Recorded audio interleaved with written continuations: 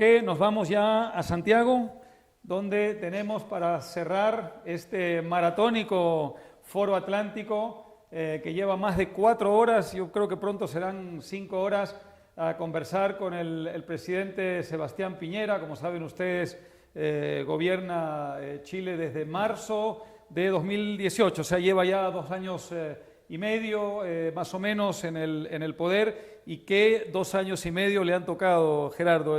El presidente Piñera no sospechaba lo que le tocaría en esta etapa, una pandemia, en fin, embate político descomunal manejado desde sectores muy radicalizados, todo lo cual ha derivado en un debate fundamental sobre el futuro del modelo chileno y, por supuesto, de la propia Constitución chilena. Así que, bueno, le ha tocado, dice la maldición china, dice: te deseo que vivas en una época interesante. Bueno, al presidente Piñera le ha tocado un Chile interesante en estos 2 últimos años, 2 años y medio. Presidente Piñera, encantado de tenerlo desde Santiago. Muy buenas noches desde Madrid, buenos días, buenas tardes ahí en Santiago. Álvaro, Gerardo, muy buenas noches y gracias por esta invitación. Aprovecho de saludar a 2 grandes amigos como Álvaro Duque y Mauricio Macri. Muy bien, bueno, ¿no? Tenemos tantos temas importantes. Quería arrancar por obviamente el tema de la pandemia, que es un tema que sigue allí, aunque hay la promesa cada vez más cercana de una vacuna y de una solución definitiva. Todavía no estamos ahí y quedan unos meses aparentemente de combate contra la pandemia. ¿Cómo resumiría usted, presidente, lo que ha sido la experiencia que le ha tocado vivir desde la presidencia y las líneas maestras, digamos, de lo que ha sido la política del presidente Piñera para enfrentar la pandemia? Bueno, es verdad, Álvaro, Gerardo, que nos ha tocado vivir tiempos muy difíciles, con muchas exigencias, enfrentar la adversidad. No es primera vez que nos ocurre, pero esta vez todo ha sido más intenso y más difícil. Antes de ir al tema de la pandemia, yo quería hacer 2 reflexiones breves a nivel de América Latina o del mundo. Primero, yo creo que es muy peligroso que cuando hay pandemias, y en este caso la pandemia del coronavirus y la pandemia de la recesión mundial, los gobiernos se aprovechen del temor, del miedo, para avanzar en autoritarismo, en privaciones de libertad, en restricciones de la democracia. Porque esa es una tentación que está siempre presente. Por eso hay que resistir, incluso en tiempos extraordinarios, con mucha fuerza, todo atentado a la libertad. Y yo creo que han habido muchos atentados a la libertad sobre pretexto de combatir la pandemia, sobre pretexto de combatir la recesión. Y lo segundo es que esta pandemia y esta recesión han demostrado la debilidad de la gobernanza internacional. ¿Cómo no va a ser paradójico que cuando enfrentamos los momentos más difíciles en la historia de la humanidad en muchas décadas, esta pandemia es la peor pandemia sanitaria desde la gripe española a comienzos del siglo pasado? Y esta recesión económica es la más grave desde la Gran Depresión de también comienzos del siglo pasado.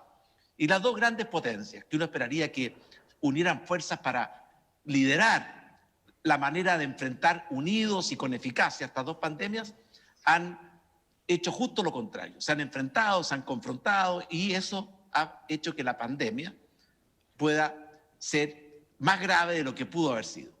Yendo a Chile, es verdad que a nosotros nos ha tocado enfrentar muchas adversidades simultáneamente. Por de pronto, a partir del mes de octubre del año pasado, en Chile tuvimos fenómenos de distinta naturaleza, aunque simultáneos. Una ola de violencia irracional, destructiva, que hay que combatir con toda la fuerza del Estado de Derecho y de la ley, que es lo que hemos intentado hacer. Pero simultáneamente surgió en Chile también una demanda por acelerar el tranco en materia de igualdad de oportunidades, justicia social, reducir desigualdades excesivas, controlar y evitar los abusos, las discriminaciones. Y finalmente una gran demanda por un nuevo acuerdo político que se ha traducido en un camino por una nueva constitución. Y ese era el cuadro que teníamos a fines del año pasado. Y a esto se ha agregado 2 pandemias, la del coronavirus y la pandemia de la recesión de la economía mundial. Están relacionadas, pero tienen características distintas. ¿Qué hemos hecho en Chile? La demanda política por un nuevo pacto social la hemos encauzado dentro de la institucionalidad, y por eso tuvimos un plebiscito el 25 de octubre, en que se escogió un camino para poder llegar a un acuerdo respecto de una nueva constitución. Y ese acuerdo requiere quórums de 2/3, lo cual espero conduzca a conductas y posiciones más moderadas, de diálogo, de entendimiento, y no a la confrontación sin límite y sin ningún control. Respecto a la pandemia del coronavirus, la verdad es que nos golpeó muy fuerte. Yo le voy a mostrar un cuadro, Álvaro, que muestra muy simplemente cómo ha sido la evolución de la pandemia. En el primer cuadro se muestra el número de enfermos activos. Tuvimos un pic de enfermos activos entre mediados de mayo y junio, pero desde entonces llevamos 6 meses de una mejoría que es bastante consistente. El segundo cuadro muestra el número de ingresos a las unidades de tratamiento intensiva de nuestro sistema de salud. Nuevamente, un pic muy alto a mediados de mayo, junio, pero nuevamente una mejoría sustancial. Y finalmente, la cuenta más dolorosa, que son los números de personas que pierden su vida, que muestra la misma evolución.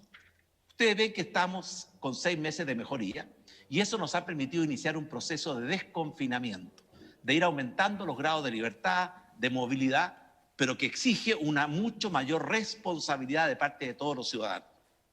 ¿Cómo enfrentamos esto? La verdad es que nosotros nos preparamos desde muy temprano. Eso fue tal vez el mayor acierto, porque desde el mes de enero Chile empezó a prepararse para esta pandemia, aumentando la capacidad de hacer testeos, aumentando la capacidad del sistema de salud, aumentando los controles y las seguridades de nuestras fronteras. Y ustedes ven en este cuadro cómo Chile logró multiplicar por 25 en pocos meses la capacidad de hacer testeos. Y el testeo permite trazar y aislar, testear temprano para que los enfermos reciban el tratamiento médico y que sus contactos estrechos sean aislados para evitar una propagación sin control de la enfermedad. Y al mismo tiempo hicimos un esfuerzo enorme por triplicar la capacidad de nuestro sistema de salud de atender a los enfermos que requerían tratamiento intensivo, ventiladores mecánicos. Y eso nos permitió, en consecuencia, estar mejor preparados. Nuestro sistema de salud estuvo muy exigido, pero nunca dejó de prestar las atenciones de salud que las personas requerían, y eso es algo que algunos países de Europa no podrían asegurar. Pero esta pandemia fue asociada con una recesión económica mundial que también ha sido un desafío muy grande y tuvimos un impacto sobre el nivel de empleos. Le voy a mostrar un gráfico. Esto muestra cómo ha ido evolucionando los empleos en los últimos 10 años. Y ustedes ven que en pocos meses perdimos 2 millones de empleos, casi 2 millones de empleos. Los mismos que habíamos creado durante los últimos 10 años, producto de la recesión económica, las restricciones a la movilidad, las cuarentenas. La buena noticia es que en los últimos 3 meses ya hemos logrado recuperar 1/3 de esos empleos. Hemos recuperado 600.000 empleos en los últimos 3 meses. Y yo espero que el cuarto trimestre de este año sea el trimestre de la recuperación de la economía chilena. Y esto también se traduce, como ustedes ven, en materia de actividad económica. En actividad económica, que es el otro cuadro, se muestra cómo tuvimos caídas muy grandes en el segundo trimestre, que fue el peor periodo, pero cómo llevamos 4 meses en que la economía chilena se está recuperando. Y yo espero, ¿cierto?, que las cifras de octubre, noviembre y diciembre sean las mejores cifras de este año y que podamos proyectar esa recuperación hacia adelante. Y si lo ponemos en un contexto de comparación con América Latina, este es un cuadro que hizo el Fondo Monetario Internacional que muestra la estimación de la caída del producto este año 2020 y la estimación de la recuperación el año 2021. Si usted suma ambas y ve el impacto neto de ambos años, usted se da cuenta que Chile va a tener una buena performance. En síntesis, yo creo que sin perjuicio que hemos sufrido mucho, en grandes líneas, si uno suma y resta, yo creo que lo peor esperamos que quedó atrás y que Chile está recuperando su capacidad de crear empleos y de crecer y al mismo tiempo recuperando su capacidad de combatir el coronavirus. Ahora, por supuesto que nada de esto garantiza que no vamos a tener rebrotes. Estamos viendo lo que está pasando en Europa con la segunda ola, que es mucho peor que la primera. Y por eso estamos trabajando en un plan de segunda ola. Es decir, ¿qué pasa si tenemos una segunda ola como la que hubo en Europa? ¿Cómo la vamos a enfrentar? Es uno de los temas que le hemos dedicado mucho tiempo, mucha planificación y muchos recursos. Muy bien. hay un auditorio internacional que lo está escuchando, más de 20 países conectados, medios de comunicación incluidos, de manera que creo que es una buena ocasión para que nos ilustre un poco sobre lo que va a pasar con el modelo chileno. Desde el exterior la perspectiva obviamente no es la misma que desde Chile. Desde el exterior la idea era, este es el país, era el país más exitoso de América Latina, era el país paradigmático, el modelo que había que seguir, ciertamente superable, pero en todo caso primero había que acercarse a Chile, luego había que superarlo. Y de pronto en el propio Chile se empieza a cuestionar este modelo masivamente, se produce un gran debate nacional, hay que ir a un proceso plebiscitario y el plebiscito produce un resultado que es muy apabullante en favor de un cambio de la Constitución e incluso en favor de la opción, digamos, más radical, que era la de elegir a una asamblea, a una constituyente para elaborar esa nueva Constitución. De manera que la impresión que hay desde el exterior es que hay una parte muy significativa de chilenos que quiere no solamente cambiar de Constitución, sino con ella cambiar el modelo chileno.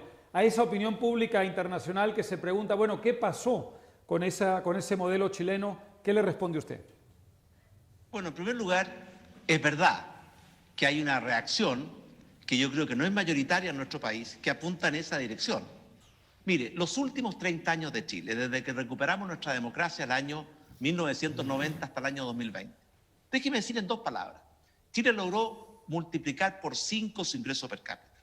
Pasó del 7º lugar de ingreso per cápita y de desarrollo humano, de acuerdo al Banco Mundial, a liderar América Latina. Logró reducir la pobreza de más del 60% a menos de 10%. Logró reducir las desigualdades, que todavía son excesivas, pero íbamos en un camino de reducir desigualdades. Logró, por ejemplo, que los estudiantes de la educación superior pasaran de 200.000, es decir, un privilegio, a 1.200.000, es decir, algo mucho más democrático y más compartido. Logró también reducir las tasas de mortalidad en forma muy impresionante, aumentar las expectativas de vida. Hoy día Chile tiene expectativa de vida superior a la de Estados Unidos y a la de muchos países de Europa. Luego, cuando uno ve el balance objetivamente, sin duda fueron 30 años buenos para Chile. Y además, recuperamos nuestra democracia durante ese periodo en forma ejemplar y logramos un acuerdo tácito en base a 3 principios: respetar la democracia y el Estado de Derecho, comprometerse con una economía abierta, libre, competitiva, integrada al mundo y hacer un gran esfuerzo de inclusión, de combatir la pobreza, de reducir desigualdades, de avanzar hacia una mayor igualdad de oportunidades. Ahora, por supuesto que esto no significa que no hayan grietas, que no hayan grises durante estos 30 años. Y eso fue tal vez lo que con más fuerza surgió, una demanda por acelerar una mayor equidad, una mayor igualdad de oportunidades, una demanda por combatir con más fuerza y tener menos tolerancia frente a los privilegios y los abusos. Pero de ahí a creer que el modelo, que por lo más durante estos 30 años, 24 años fueron gobierno de la concertación, es decir, de la actual oposición. Así que cuando hablo de estos 30 años estoy hablando de un mérito de la concertación y nuestro, porque hemos compartido el gobierno de Chile. Ahora es cierto que surgió una izquierda muy radical, muy populista, muy poco respetuosa de, en mi opinión, de las reglas de la democracia, de las reglas del Estado de Derecho, que ha planteado cosas que a mi juicio serían muy negativas para Chile. Pero yo tengo fe y confianza de que el modelo chileno, con ajustes, con cambios, no se va a tirar por la borda y que vamos a ser capaces de acordar una nueva constitución. Recordemos que esta constitución lleva 40 años, porque es del año 1980, en los tiempos de Pinochet. Y llevamos 40 años discutiendo sobre la legitimidad de la constitución, sobre las bondades de la constitución o las desbondades o las ilegitimidades. Un país no se puede pasar 40 años discutiendo sobre su carta fundamental. La carta fundamental, la constitución, en los países civilizados y sabios, es el gran marco de unidad, de estabilidad, de proyección, que nos permite resolver nuestras diferencias dentro de ese marco constitucional de unidad y de estabilidad. Eso no ha sido el caso de Chile. Por eso uno puede tener una mirada optimista y una mirada pesimista de lo que va a ser esta convención constitucional. Una es que por fin, después de 40 años, nos pongamos de acuerdo, porque todo cambio en la Constitución requiere 2/3 y por tanto va a exigir acuerdos. De ponernos de acuerdo en una Constitución que no nos divida, sino que nos una. Y eso sería muy bueno para Chile. Ahora, lo otro es que lleguemos, ¿cierto?, o votemos la experiencia. Los países, las constituciones, las naciones no parten de cero. Toda constitución es una confluencia de generaciones, las generaciones del pasado, las presentes y el futuro.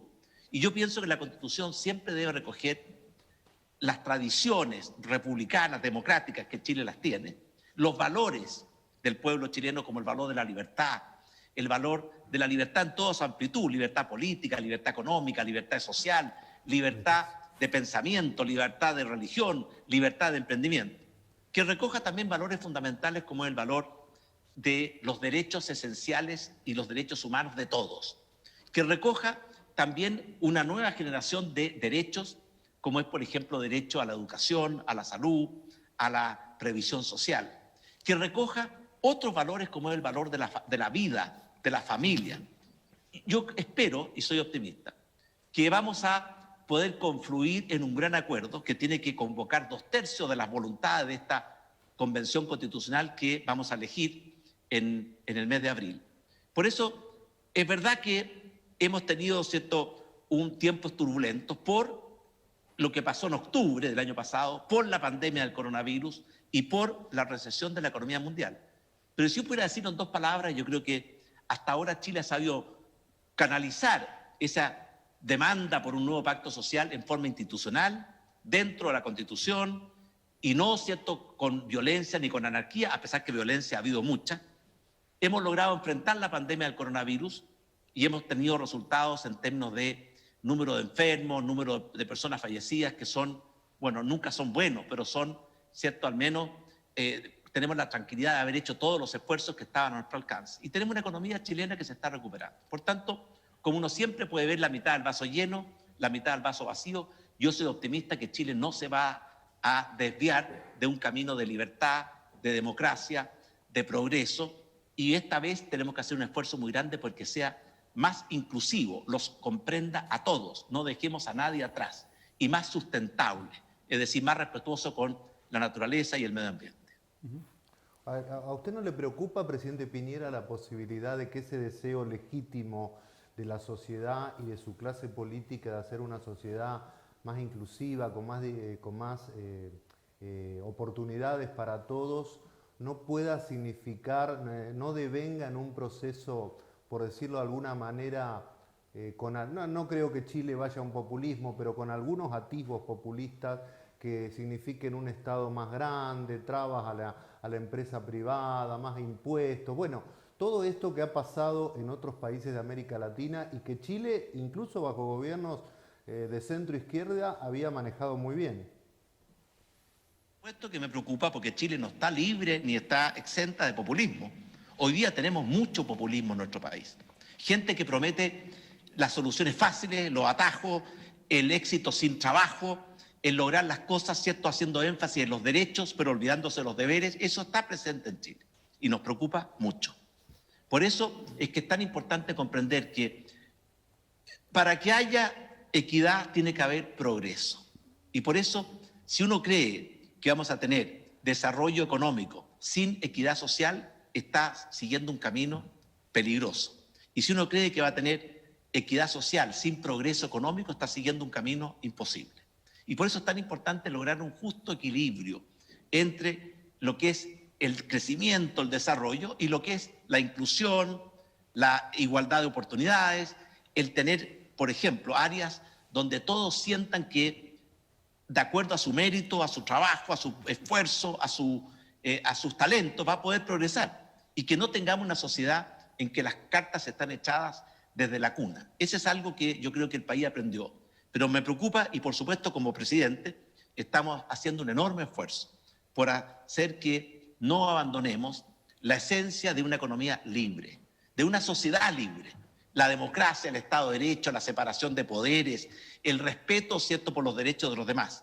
Y una economía libre, en que la imaginación, la creatividad, la capacidad de innovar, la capacidad de emprender son las verdaderas energías renovables que nos van a permitir seguir avanzando, y especialmente en los tiempos que vivimos.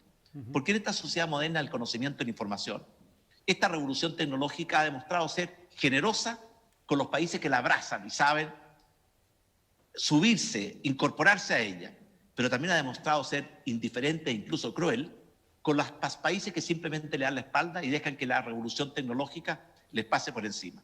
Por eso uno de los temas que nosotros discutimos, que no podemos discutir en nuestro país como si estuviéramos en el siglo XX. El siglo XXI es un siglo totalmente distinto y las políticas públicas tienen que adecuarse a una sociedad digital, a una sociedad moderna, a una sociedad que requiere innovación, libertad, creatividad, emprendimiento, que requiere flexibilidad, en que el cambio es la única constante.